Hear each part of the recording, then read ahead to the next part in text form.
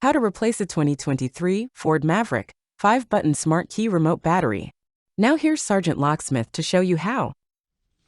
Okay, we're going to change the battery out on our 5-button Ford Smart Remote. Doesn't matter if you've got the trunk, the hatch, tailgate right here. It's all the same principle on these. Just the button configuration will be a little bit different. That's it.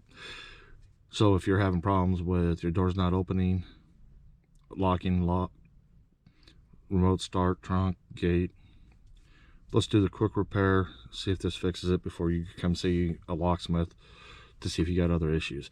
First things first, if the keys are attached to it, doesn't matter, leave them on. Remove emergency blade. I like using a flat tip screwdriver for this. It's just me. Notice this is where your emergency blade is. Come to the opposite side, you'll see this indentation.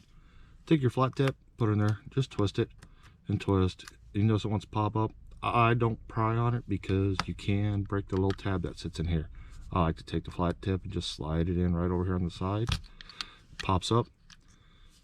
That's that little tab I was telling you about. They can cause a problem. Now you notice this battery popped up. Sometimes they do, sometimes they don't. It's a goofy design with Ford. Dump it out. It's your CR2450. Go ahead and put your new battery in, slide it in, push down, and you notice it doesn't latch on here. You can turn around and even try that. It won't work. I've always found that you put it in, set it down, this back cover pushes everything down in there. Remember that little tab I told you about? Slide it in. We push down.